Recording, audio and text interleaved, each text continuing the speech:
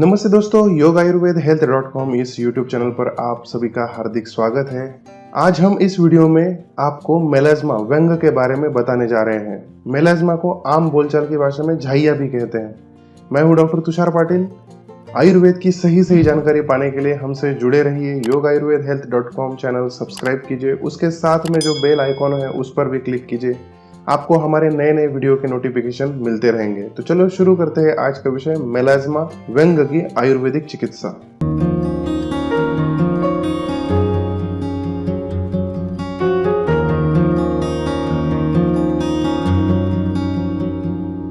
Melasma यह एक प्रकार का त्वचा विकार है। इसे हाइपर पिगमेंटेशन ऑफ स्किन भी कहते हैं। खासकर यह व्याधि चेहरे पर होती है। नाक, कपाल और गालों की त्वचा सामान्य त्वचा से डार्क रंग की हो जाती है। इसमें कोई दर्द या बहुत ज्यादा खुजली या जलन ऐसा कुछ नहीं होता, परंतु त्वचा का रूप खराब हो जाता है। त्वचा का सौंदर्य इससे प्रभावित होता है, जो मनुष्य का आत्मविश्वास कम कर देता है। यह व्याधि वैसे तो महिला और पुरुष दोनों में होती है, परंतु महिलाओं में इसका प्रमाण ज्यादा होता है। आयुर्वेद शास्त्र में व्यंग इस व्याधि का वर्णन है, जिससे मेलाज्मा के लक्षण बहुत मिलते हैं। मेलाज्मा यह त्वचा के हाइपर पिगमेंटेशन के कारण होता है। त्वचा में मेलानोसाइट्स यह सेल्स होती है जो त्वचा को उसका रंग प्राप्त करने में मदद करती है। मेलानोसाइट में मेलानिन नाम का केमिकल तत्व होता है, जिससे त्वचा को रंग प्राप्त होता है। यदि त्वचा के किसी भाग में ज्यादा मात्रा में मेलानिन का केमिकल उत्पन्न होता है तो उस जगह का रंग अपनी सामान्य त्वचा से डार्क हो जाता है। इसी कारण मेलाज्मा में डार्क ब्राउन धब्बे चेहरे पर दिखते हैं। शरीर में हार्मोनल चेंज के कारण यह उत्पन्न होता है। परंतु आयुर्वेद के अनुसार व्यंग का कारण वात और पित्त दोषों का असंतुलन होता है। इसी के साथ रक्त की दुष्टि, खून खराब होने के कारण भी चेहरे पर दाग होते हैं। खासकर पित्त दोष को व्यंग का कारण माना गया है। पित्त में भ्राजक पित्त नाम का एक प्रकार होता है, जो त्वचा में प्राकृतिक वर्ण नॉर्मल स्किन कलर देता है। इसका काम बिगड़ने के कारण व्यंग यानी मेलाज्मा की शिकायत होती है। मेलाज्मा व्यंग खून के खराब होने के कारण होने वाली एक बीमारी है। खून के खराब होने के कारण लक्षण और चिकित्सा कैसे की जाती है, इसके बारे में हमने डिटेल में एक वीडियो बनाया है। आप ऊपर आई के बटन पर क्लिक करके वह देख सकते हैं। अब जानते हैं व्यंग के कारण क्या क्या है। कुलज हेरिडिटरी, यानी यदि माता पिता को यह व्याधि है तो बच्चों में यह हो सकता है। गर्भिणी अवस्था, प्रेगनेंसी की अवस्था में शरीर में बहुत से बदलाव होते हैं, यानी हार्मोनल चेंजेस के कारण चौथे या पांचवें महीने में चेहरे पर, खासकर गालों पर, कपाल पर, नाक पर दिखाई देने लगते हैं। गर्भावस्था में इसे कोलेज्मा या प्रेगनेंसी मास्क भी कहा जाता है। पीसीओडी पॉलीसिस्टिक ओवेरियन सिंड्रोम में भी हार्मोनल चेंजेस के कारण मेलाज्मा हो सकता है। गर्भ निरोधक गोलियां सेवन करने से भी त्वचा पर परिणाम होता है और यह उत्पन्न होता है। जो लोग ज्यादा समय तक सूर्य की किरणों में रहते हैं उनमें यह व्याधि ज्यादा पाया जाता है।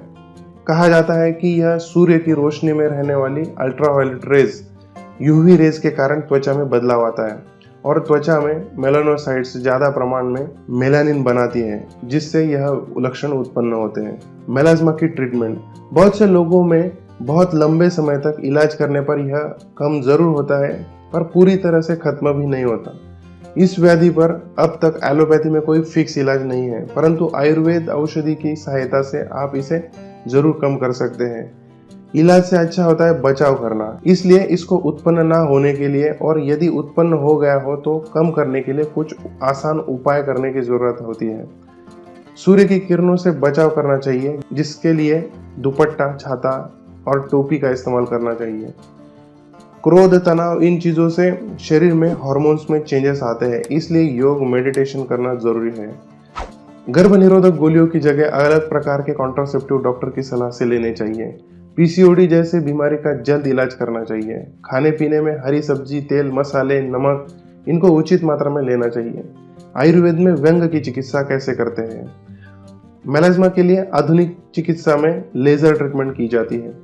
खाने के लिए दवाइयां भी दी जाती है, पर ये करने से के बाद भी बार बार दाग आते रहते हैं। लेकिन आयुर्वेद के तत्वों का अगर पालन किया जाता है तो इससे हमेशा के लिए छुटकारा पा सकते हैं। शोधन चिकित्सा, बॉडी प्यूरिफिकेशन, इससे शरीर के प्रकोपित दोष शरीर के बाहर निकल जाते हैं, जिससे शरीर शुद्ध होता है, जिसमें विरेचन पंचकर्म और रक्तमोक्षण पंचकर्म, इनके द्वारा शरीर का पित्त और रक्त शुद्ध होता है। रक्त और पित्त का असंतुलन ठीक किया जाता है। अपने आयुर्वेदिक वैद्य की सलाह से पंचकर्म चिकित्सा आप कर सकते हैं। रक्त मोक्षण और विरेचन क्या होता है, इसके बारे में हमने डिटेल में अलग से वीडियो बनाया है, आप वह भी देख सकते हैं। रसायन चिकित्सा, जब शरीर की शुद्धि हो जाती है तो उसके बाद में रसायन का बहुत अच्छा फायदा मिलता है, इसलिए शरीर शुद्धि होने के बाद रसायन चिकित्सा करनी ही चाहिए। रसायन चिकित्सा के लाभ के बारे में आयुर्वेद ग्रंथ में बताया गया है कि दीर्घ आयु स्मृति मेधा आरोग्यम तरुणम वयः प्रभावर्ण स्वर सौंदर्य, यानी आचार्य चरक ऋषि जी के अनुसार रसायन का सेवन करने से लंबी आयु, अच्छी स्मृति यानी मेमोरी अच्छी होती है, आरोग्य तरुण वय यानी जो ज्यादा समय तक युवा रह सके, प्रभा वर्ण स्वर सौंदर्य, इसमें त्वचा और चेहरे की प्रभा यानी ग्लो अच्छा होता है, वर्ण यानी कलर कॉम्प्लेक्शन बहुत सुंदर बन जाता है, इसलिए शोधन के बाद रसायन चिकित्सा बहुत ही लाभदायक होती है। प्रकृति के अनुसार रसायन चिकित्सा अपने आयुर्वेदिक वैद्य की सलाह से ली जा सकती है। औषधि द्रव्य जो खासकर रक्त और रस धातु पर काम करते हैं उनका उपयोग जरूर करना चाहिए। यदि रक्त शुद्ध रहता है तो शरीर के सभी रासायनिक तत्व सही रहते हैं और अपना काम अच्छे से करते हैं। इसके लिए आयुर्वेद में कुछ रक्त शुद्धिकर औषधि कल्प बताए गए हैं, इनको वैद्य की सलाह से लेना जरूरी है। महामंजिष्ठादिक वात या काढ़ा, यह काढ़ा विशेष रूप से मंजिष्ठा इस औषधि से बनाया गया है। मंजिष्ठा रक्त शुद्धि के लिए और पित्त शांत करने के लिए बहुत ही उपयोगी है। इसके सेवन से त्वचा का वर्ण सुधरता है। परिपाठादि काढ़ा, पाठा भी एक रक्त शुद्धि पर काम करने वाला एक बहुत ही उपयुक्त औषधि है, इससे भी त्वचा विकार में अच्छा फायदा होता है। हरिद्रा खंड, हल्दी यह रस रक्त दोनों की शुद्धि करती है। शरीर के वर्ण के लिए हल्दी का उपयोग लंबे समय से किया जाता रहा है। मुख लेप, आयुर्वेद में मुख्य लेप 3 प्रकार का कहा गया है। एक दोष को कम करने वाला जो बढ़े हुए दोषों को सामान्य अवस्था में ला सकता है। दूसरा है विषनाशक जो विष को निकाल देता है, बेअसर करता है, वह विषनाशक। और तीसरा होता है वर्णकृत जो त्वचा के वर्ण को कलर कॉम्प्लेक्शन में सुधार लाता है। इनमें से वर्णकृत लेप का प्रकार त्वचा के वर्ण को प्राकृत सौंदर्य देने में मदद करता है। इसका उपयोग व्यंग की चिकित्सा में, मेलाज्मा की चिकित्सा में हम कर सकते हैं। वर्ण लेप के लिए वर्ण गण के द्रव्यों का उपयोग करना चाहिए।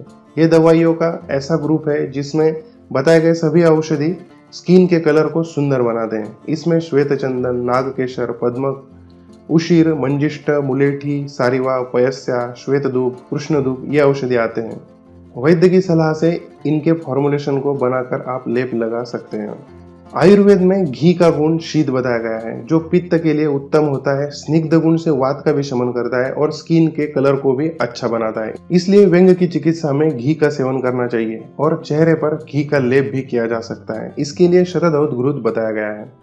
शहद एक प्रकार का नेचुरल क्लींजर है, इसे चेहरे पर लगाकर थोड़ा मालिश करके सादे पानी से धो लेना चाहिए। यह भी वर्ण को अच्छा बनाता है और इसके एंटी इन्फ्लेमेटरी एक्शन के कारण किसी प्रकार का इन्फेक्शन भी नहीं होने देता है। सही खान पान, दिनचर्या, ऋतुचर्या का सही से पालन, सही मात्रा में व्यायाम, योग और प्राणायाम करने से यह मेलास्मा की व्याधि कम हो सकती है। मन को हमेशा क्रोध और तनाव से दूर रखना चाहिए।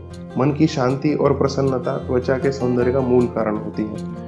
तो यह थी मेलास्मा के बारे में जानकारी। आपको यह वीडियो कैसे लगा आप कमेंट में जरूर पोस्ट कीजिए। नीचे दिए हुए गोल लोगो पर क्लिक कीजिए, चैनल सब्सक्राइब कीजिए, वीडियो लाइक कीजिए, दोस्तों के साथ शेयर कीजिए।